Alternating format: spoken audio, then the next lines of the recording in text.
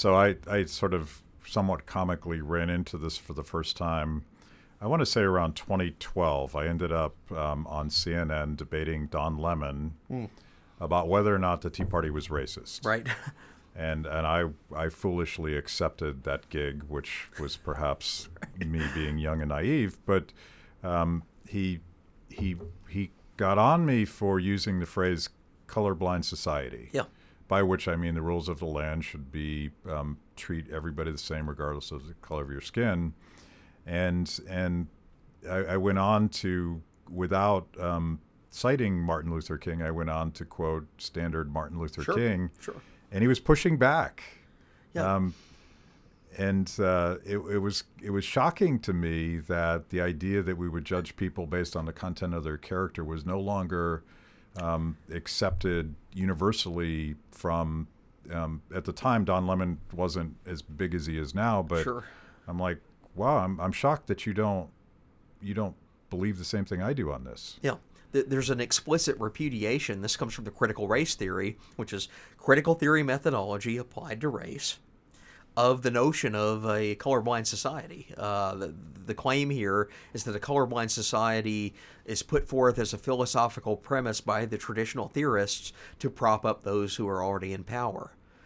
Therefore, we need to overturn this. So it's actually an expression of a repudiation of liberalism, classical liberalism. You know, a Hayekian concept of a generality norm is that there's a universal rule for all of society. Maybe it's a rule for constraining government. It's a constitutional rule of non-discrimination.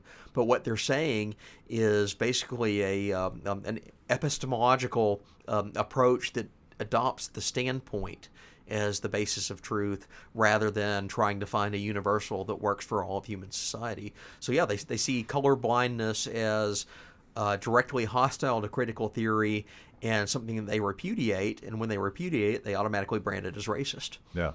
So you were well positioned when the New York Times announced the 1619 Project, and I guess the first thing was an essay, right? Absolutely, yeah.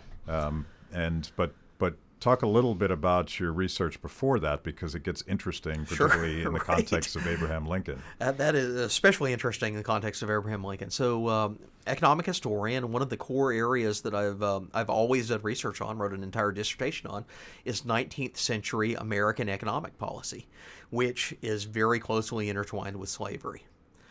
So I've worked on slavery for decades. My first academic publications were on basically the political economy of slavery. This is stuff that I was working on as an undergraduate. I wrote a senior thesis on the Civil War era, the breakdown of the Union over the slavery question.